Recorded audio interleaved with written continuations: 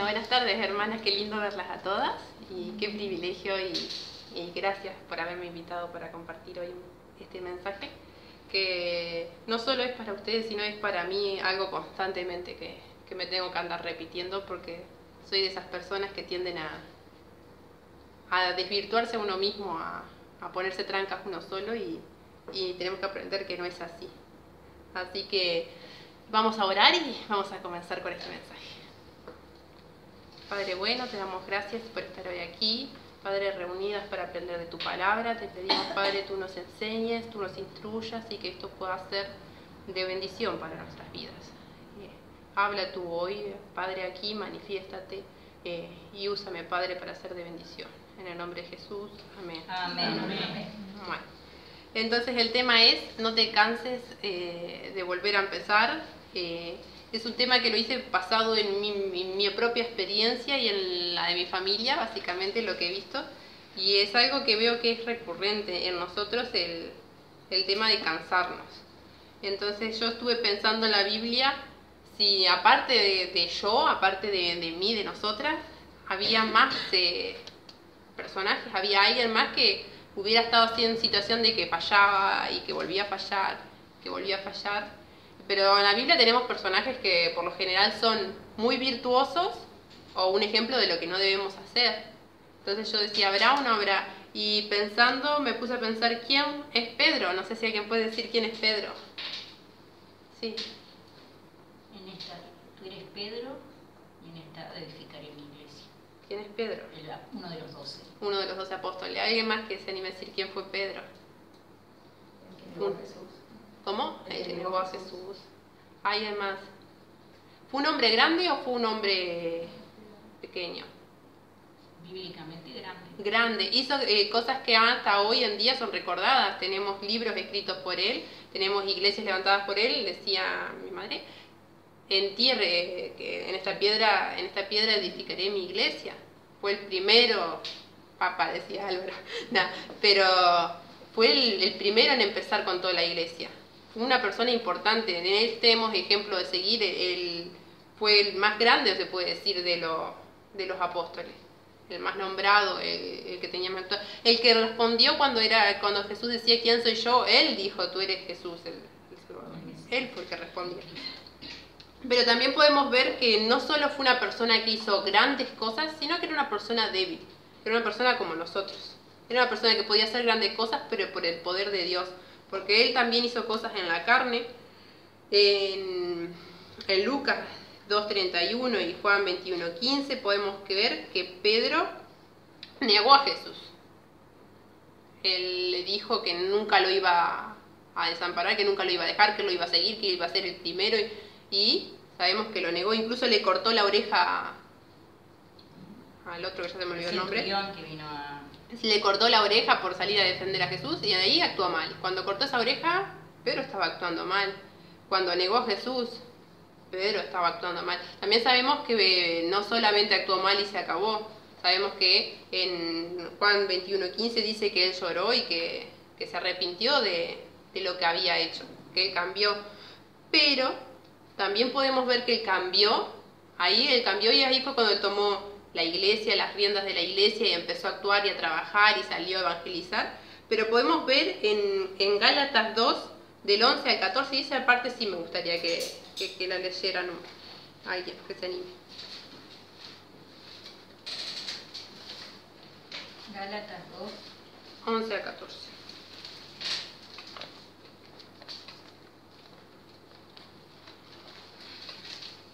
Pero cuando Pedro vino a Antioquía, le resistí cara a cara, porque era de condenar. Pues antes que viniesen algunos de parte de Jacobo, comía con los gentiles, pero después que vinieron se retraía y se apartaba, porque tenía miedo de los de la circuncisión. Y en su simulación participaban también los otros judíos, de tal manera que aún Bernabé fue también arrastrado por la hipocresía de ellos. Entonces vemos que ella había tenido un periodo en el que él había cometido un pecado, Y vemos que él ya se había arrepentido de su pecado y había sido renovado y había sido transformado y ahora era un hombre fiel, un hombre fuerte en el espíritu, pero lo vemos cometiendo esta hipocresía, esta actitud hipócrita que tenía para con los gentiles, de que cuando estaba con los gentiles se hacía con los gentiles, pero cuando lo veían los judíos, se hacía el judaizante, no se juntaba con los gentiles, tenía un doble rostro, tanto que Pablo lo tuvo que amonestar, que estaba obrando mal. Y él ya era un gran hombre de Dios, ahí no era, ya se había arrepentido de su mal obrar, ya había cambiado su actitud y aún así lo vemos que volvió a meter la pata, como decimos nosotros. Pero él en ese momento, si querés seguir leyendo lo que seguía. Pero cuando vi que no andaban rectamente conforme a la verdad del Evangelio, dije a Pedro delante de todos: si tú, siendo judío, vives como los gentiles, y no como judío, ¿por qué obligas a los gentiles a judaizarte? Nosotros, judíos de nacimiento, y no pecadores de entre los gentiles, sabiendo que el hombre no es justificado por las obras de la ley, sino por la fe de Jesucristo, nosotros también hemos creído en Jesucristo para ser justificados por la fe de Cristo y no por las obras de la ley, por cuanto por las obras de la ley nadie será justificado. Vieron que él no le negó a la corrección. Él en ese momento tomó la corrección que le habían dado, no se justificó ni nada. Lo que yo quiero resaltar de Pedro es que Pedro era un hombre común y corriente. Pedro era un hombre que tenía un amor por Dios muy grande, un amor por Jesús muy grande, pero que metía la pata. Pedro era un hombre que hacía grandes cosas cuando se dejaba usar por el Espíritu, pero también a veces tenía periodos en que hacía mal. Y podemos ver eso cuando cortó la oreja, en la negación, en este momento de hipocresía. También podemos verlo cuando él tuvo el deseo, de dijo: Señor, si tú eres el que viene sobre las aguas, ¿viste? Manda que yo camine. Y él se bajó y caminó, pero también sabemos que se hundió, ¿no? Tuvo la fe para salir y para dar unos pasos, pero también tuvo la falta de fe para hundirse. Y aún así sabemos que él hizo grandes cosas. Y en él tenemos ejemplo de vida para seguir. Y él, ante todas esas situaciones, no tenía un corazón arrogante, sino que tenía un corazón humilde y se arrepentía y volvía al Señor. Y a veces pasa eso en nuestras vidas, a menor escala, capaz. No somos los grandes evangelistas ni abrimos 20.000 iglesias, pero tenemos una vida medianamente, por así decirlo, satisfactoria delante de Dios y de repente nos encontramos haciendo una embarrada. Y a veces llegan a nosotros pensamientos como de que siempre estoy fallando, de que no he crecido nada, de que siempre estoy en la misma. Sobre todo, por ejemplo, en Pedro podemos ver pecados diferentes y situaciones diferentes, pero hay pecados que son más recurrentes, como lo es la depresión, como lo es la ira, el enojarse, que son más difíciles de notar ese cambio, porque si yo, por ejemplo, el pecado de la negación, Pedro lo hizo una vez y nunca más volvió a negar a Jesús, y nosotros tenemos pecados que nos apartamos y no volvemos a cometerlos más, pero hay pecados como lo son la ira, que uno está trabajando sobre la ira y tiene un tiempo de repente de que no se enojó y de repente estalla y grita y siente que todo el trabajo que el Señor venía haciendo en la vida de uno se echó a perder. Y esos pensamientos de que soy inútil, de para qué sirve esforzarse si voy a volver a fracasar, vienen en nosotros, ¿no? Pero esos son pensamientos que pone el enemigo para que no nos demos cuenta que en verdad hemos crecido, porque muchas veces en esas situaciones, si nosotros nos ponemos a mirar para el pasado, por lo general hemos crecido. Estallaste en un ataque de rabia, de ira, pero capaz no fue tan grande, o en el mismo ataque te dio para darte cuenta que eso estaba mal, y antes ni siquiera pasaba eso. Pudiste ponerlo en oración y antes ni siquiera pasaba eso. Tu actitud ante ese ataque de rabia o tu actitud ante la depresión son diferentes. Estoy hablando de ira y depresión, pues son de los pecados más comunes a veces que uno tiene cotidianamente, pero hay más y cada cual se puede saber cuáles son en los que siempre están cayendo. Entonces esos son pensamientos que nos pone el enemigo para que nosotros nos concentremos en que somos unos fracasados, unos debiluchos y no hagamos nada más que lamentarnos y lamer nuestras heridas, ¿no? Es sentir pena de nosotros mismos. Entonces lo que yo vengo es cuando yo me encuentro así, con ese tipo de pensamientos en mi mente, tengo que pensar, ¿por qué estoy así? ¿Por qué estoy así? ¿Por qué estoy así? Y identificar cuál es el problema. Si el problema es mío, si el problema es de afuera, si el problema es un pecado, ¿cuál es el problema que me lleva a esta situación en la que yo estoy deprimido? Y ver si es un pecado, si es una área que yo he entregado al Señor, porque capaz que el problema es la ira, pero capaz que yo nunca le había llevado esa ira, ese ataque, ese arrebato de ira, nunca lo había llevado al Señor, nunca había orado para que el Señor me lo cambiara. Quiero ser un buen cristiano, pero a veces puedo hacer que lo esté haciendo de mi propia fuerza. Entonces, ¿has orado por ese problema que te domina? ¿Has orado? ¿Se lo has entregado al Señor? Es lo que te decía, estás intentándolo de tu propia fuerza, estás intentando ser el cristiano perfecto, pero vos ser el cristiano perfecto en vez de haberle entregado al Señor esa área. ¿Has buscado la guía y la sabiduría de Dios? ¿Has pedido ayuda? Hay algunos problemas que necesitan ayuda, no podemos salir solos. No solo se trata tampoco de encontrar el pecado. Si yo llego a esta situación en la que estoy mal y me pongo a evaluar y veo que hay un pecado, porque por lo general cuando estamos así es porque hay un pecado, sino actuar, ¿no? Porque si yo identifico el pecado pero no hago nada, no sirve. Hay en la Biblia, ahora sí vamos a ir al versículo que estábamos trabajando, Isaías 41:10.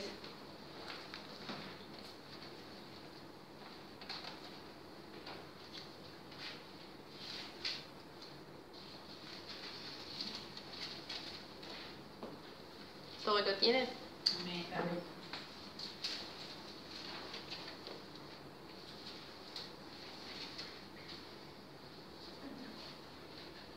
¿Quién se anima a leerlo? No temas, porque yo estoy contigo. No desmayes, porque yo soy tu Dios, que te esfuerzo. Siempre te ayudaré, siempre te sustentaré con la diestra de mi justicia. Amén. Amén. Tenemos ahí unas promesas y unos consejos bastante lindos. Dice, no temas, porque yo estoy contigo. No desmayes, porque yo soy tu Dios, que te esfuerzo. Eso nos habla que la fuerza está en Dios. Dios es el Dios que no se esfuerza. Y siempre te ayudaré, siempre te ayudaré, siempre te sustentaré con la diestra de mi justicia. Entonces, cuando yo estoy en ese pozo, cuando yo estoy en esa situación de quebrantamiento, de sentirme inútil, de sentir que el pecado me domina, ¿has buscado ayuda del que te puede dar ayuda? ¿Has buscado la fuerza del que tiene la fuerza? Porque no solo se trata de decir, uy, sí, estoy en este pecado, sino de dejarle ese pecado, arrepentirse y cambiar. Y para poder cambiar necesitamos la fuerza, y la fuerza está en Dios. Amén. Buscar de Dios. Y puede ser que yo que sé, a veces digas, pero este pecado es muy grande para mí, no puedo solo, no puedo yo. Oro, pero el Señor no me responde, pero no es así. Si uno sigue orando, si uno sigue orando, si uno sigue orando, va a notar con el paso del tiempo que la reacción al pecado, o que la reacción de esa, por ejemplo, la ira, como decíamos, no es la misma. Que la reacción ante la depresión no es la misma. Antes era mayor el dominio que tenía ese pecado sobre nuestra vida, y ahora no es tanto. Pero uno tiene que buscar de Dios. Y entonces el otro versículo que teníamos era Filipenses 2:13.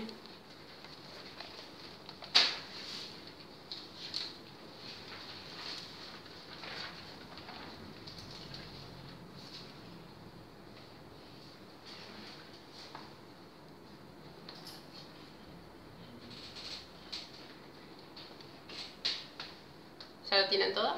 Amén. Amén.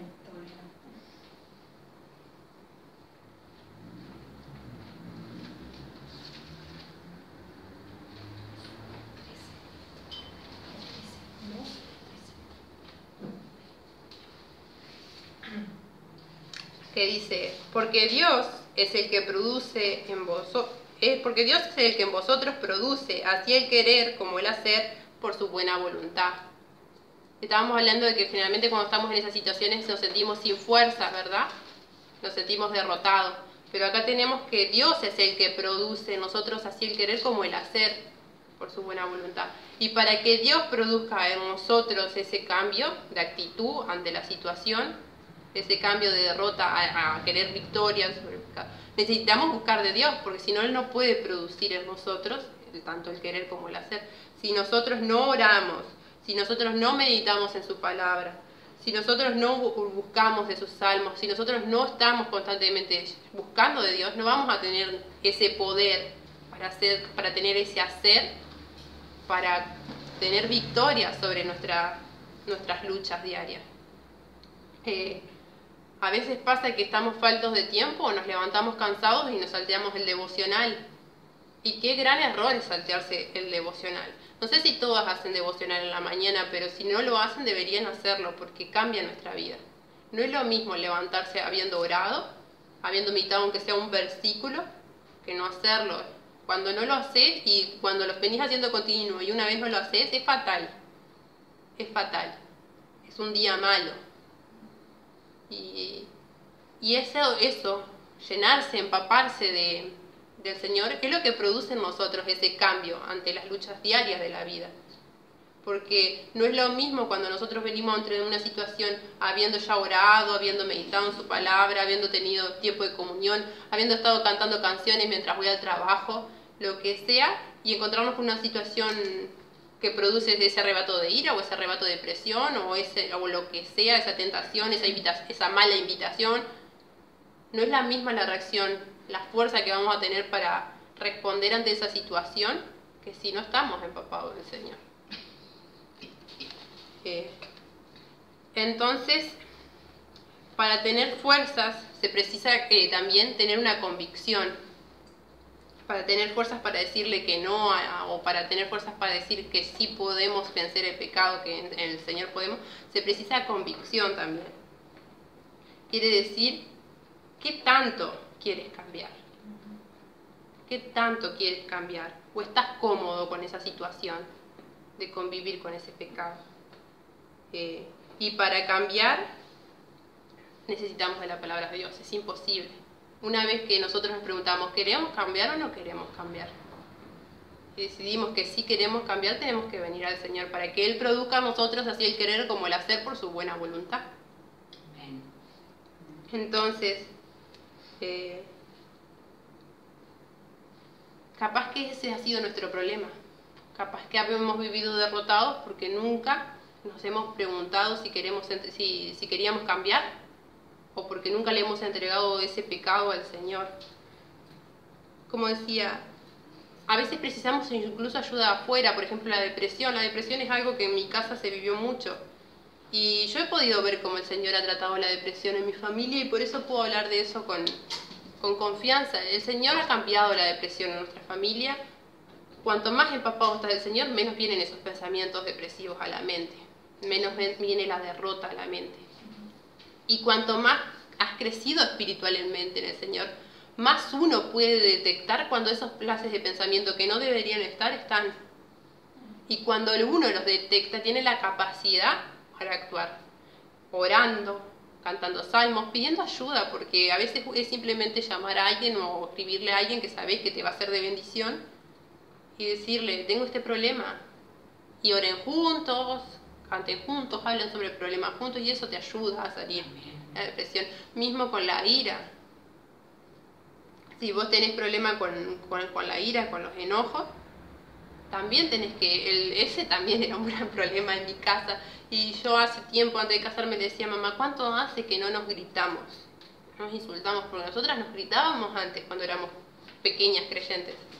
Nos insultábamos, nos cerrábamos la puerta violentamente.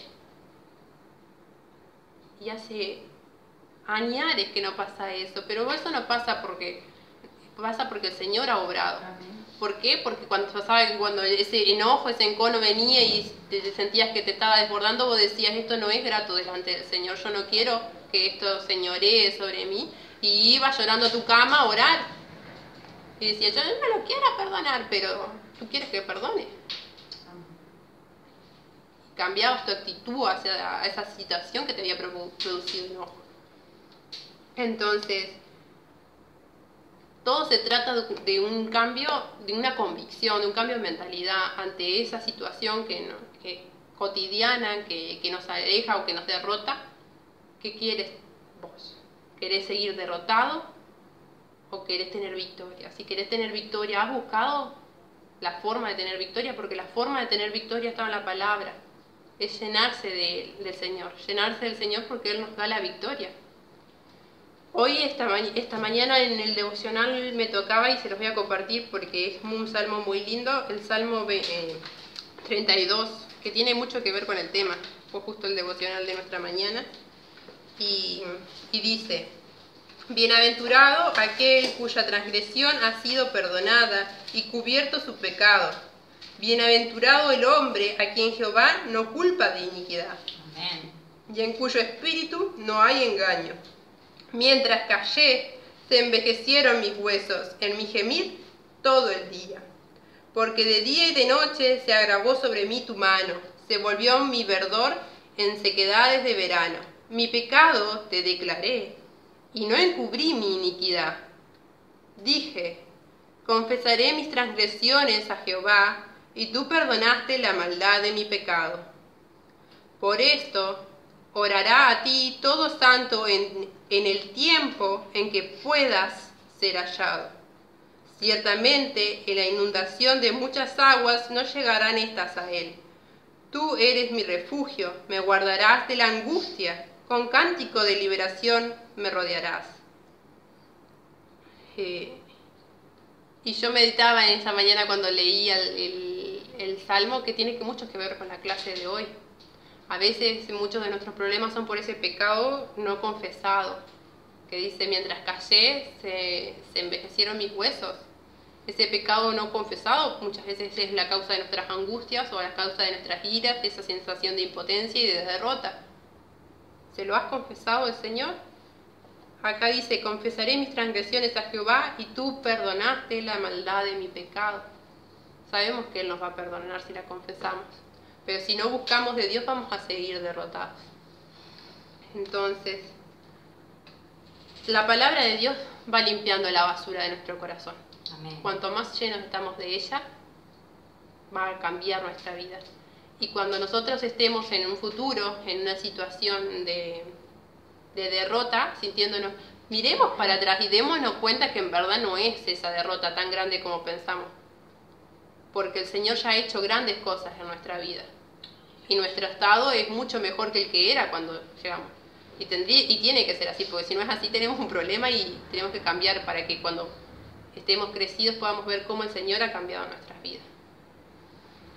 Ese era mi compartimiento con ustedes, porque a mí muy recurrente es que me venga a la mente el fracasada. Y no somos fracasadas, somos victoriosas en Cristo. Amén. Así que vamos a orar para terminar. No sé si alguna hermana quiere orar. ¿Sí? Nuestro buen Padre Dios, damos las gracias por estas palabras, Señor, por este aprendizaje, por este mensaje, Señor. Gracias por la hermana, Señor, que tú has puesto para que nos dé enseñanza, Señor, y qué importante, Padre, poder aprender siempre, Padre, que ante todo tú estás, Señor, para ayudarnos, para sostenernos, para protegernos, Señor. Pero si no te buscamos, vamos derecho al fracaso y vamos a poner la mirada siempre para atrás, Señor, para nuestro pasado y para lo que tú, Señor, ya has puesto a tu Hijo, Señor, para morir en la cruz, Señor, por nuestros pecados. Y sabemos, Señor, que hemos sido justificados, Señor, por ti. Gracias, Padre, por todo lo que tú nos das. Gracias por esta reunión preciosa que hemos tenido, Señor, con las hermanas. Y gracias, Padre, por las palabras que has puesto en cada una de nosotros. Todo lo dejamos y pedimos en el santo nombre de tu Hijo Jesús. Amén. Amén.